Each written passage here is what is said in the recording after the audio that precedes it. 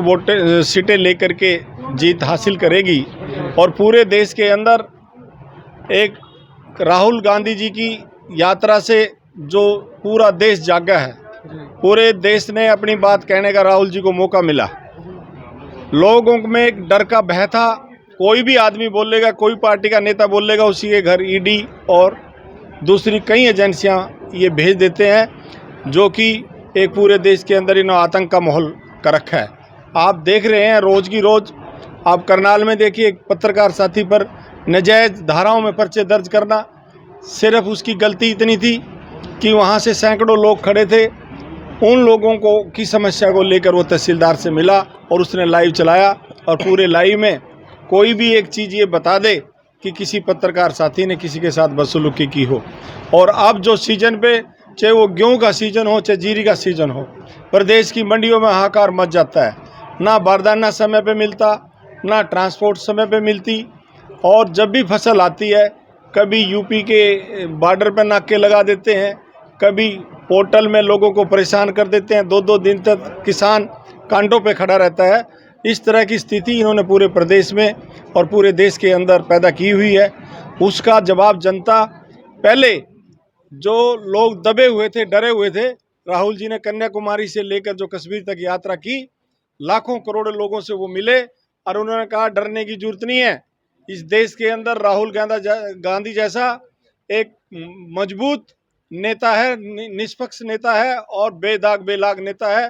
वो जहां भी जिस आदमी को ये भारतीय जनता पार्टी की सरकार परेशान करेगी, राहुल गांधी जी उसके साथ कंधे से कंधा लेकर खड़ा होकर मिलेंगे और उसकी मदद करेंगे।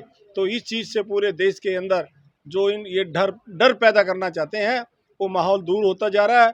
और आप कर्नाटक से देख लीजिए, हिमाचल से देख लीजिए, और अब जब छत्तीसगढ़ में चुनाव आएगा या राजस्थान में चुनाव आएगा, उसमें एक पिक्चर बदल के आएगी और पूरे देश के अंदर ऐसा परिवर्तन आना है। केंद्र में कांग्रेस की सरकार बनेगी और हरियाणा के अंदर कांग्रेस की सरकार होगी, जिसके मुख्यमंत्री चौधरी भूपेंद्र सिंह हुड्डा होंगे। और करोड़ों करोड़ों दिलों की धड़कन हमारे भाई जो दीपेंद्र हुड्डा हैं, पूरे प्रदेश के अंदर दिन रात 2-2 3-3 बजे जा करके वो सोते हैं और सुबह 10 बजे फिर से प्रदेश के अलग अलग कोनों में जा करके वो लोगों से मिलने का और कांग्रेस पार्टी से लोगों को जोड़ने का कार्य कर रहे हैं। इस तरह का माहौल आज देश और प्रदेश के अंदर है। जी, इतनी सारी रैलियां करने के बावजूद भी बीजेपी हार जाती है, क्या मोदी मैजिक खत्म हो रहा है? देखिए, मोदी मैजिक एक झूठ का मैजिक हुआ है। अभी आप देख रहे थे कुछ दिन पहले राहुल जी कहते थे कि मोदी चोर है, देश का चौकीदार चोर है। अब देश की जनता मान चुकी है कि ये मोदी चोर है। इन्होंने अभी अडानी को कितने हजार करोड़ रुपए बैंकों के, LIC के गलत तरीके से उनको लोन दिला करके पूरे देश को कंगाल करने का, कंगाली की तरफ भेजने का जो कार्य किया है, इस बात से चाहे वो हमारी सर्वोच्च न्यायालय हो, एक निकम्मा सांसद जो गुंडा है उत्तर प्रदेश का, वो कुछ अध्यक्ष जबरदस्ती बनाया हुआ है और उसने हमारी बेटियों का शोषण किया, सैकड़ों बेटियों का शोषण किया, और वो चिल्ला रही हैं 20 दिन से बैठ करके। लेकिन ये प्रधानमंत्री, ये अमित शाह और ये हमारा प्रदेश का मुख्यमंत्री उनकी बात सुनने के लिए तैयार नहीं है। इस बात की निंदा मैं अकेला नहीं, पूरे देश की जनता कर रही है, हर वर्ग का आदमी कर रहा है। अब बजरंग बली तक का सहारा लेने की कोशिश जो है वो की गई। ऐसा कांग्रेस के पास क्या मैजिक था कि बीजेपी जो है बिल्कुल धरातल तक? कुलदीप आजाद भाई, बजरंग दल से बजरंग बली की तुलना करना, ये हमारे देवी देवताओं को अपमान करना है। उन्होंने हमारे भगवान हनुमान का अपमान उन गंदे लोगों से करना चाहा, तो आज जनता ने उनको सबक सिखाया।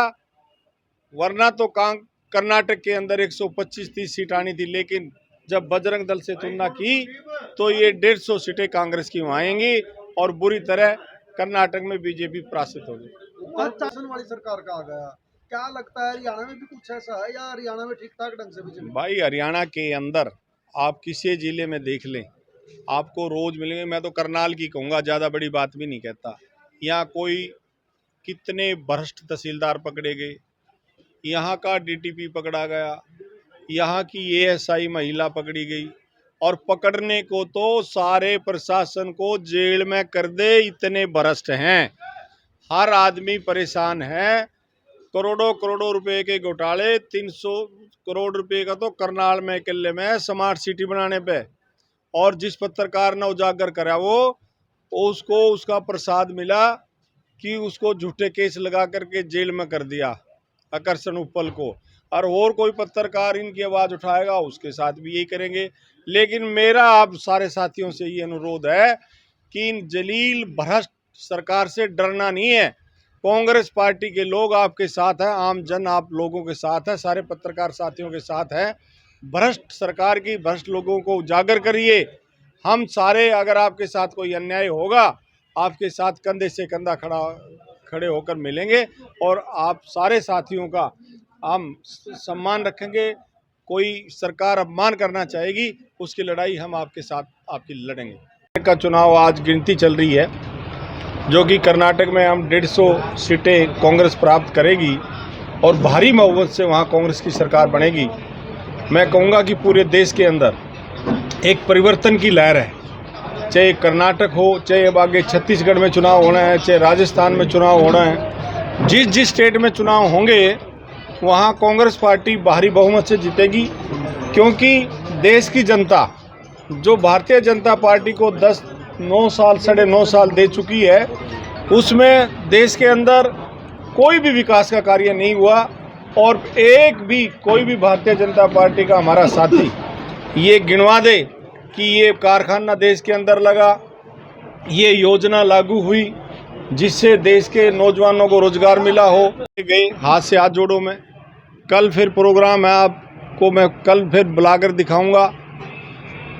जो हमें समर्थन मिल रहा है, गांव का बूढ़ा बुजुर्ग, नौजवान साथी, माताएं बहनें, हमारी बुजुर्ग माताएं सब मिलने के लिए आती है घरों से। हम डोर टू डोर लोगों से मिलने का कार्य कर रहे हैं। सरकार द्वारा किए गए कांग्रेस पार्टी के जो एजेंडा है, और कांग्रेस सरकार ने पहले जो कार्य किए हैं वो, और जो भारतीय जनता पार्टी अपने कार्यों को लेकर के सरकार बनाई थी, जिन बातों को लेके, उन बातों को उजागर करने के लिए हम घर घर डोर टू डोर जाते हैं। ये प्रोग्राम शुरू है, जिसको हम पूरे हल्के को 3 महीने हमारा प्रोग्राम एक्सटेंड कर दिया। अभी 1.5 महीने सीजन का समय जैसे जीरी लगाने का आएगा, उससे पहले हम करेंगे। 15-20 दिन जब तक जीरी लगेगी, उसमें बीच में रोक के फिर गाँव में जाने का प्रोग्राम रखेंगे, और 2024 तक हर गाँव में हम जाएंगे। और कांग्रेस पार्टी एक पूरी तरह से हरियाणा में आएगी। 70 और 80 सीट के बीच में हरियाणा में कांग्रेस सरकार पार्टी जीतेगी और सरकार बनाएगी, और भारतीय जनता पार्टी और झूठी सरकार का सफाया होगा।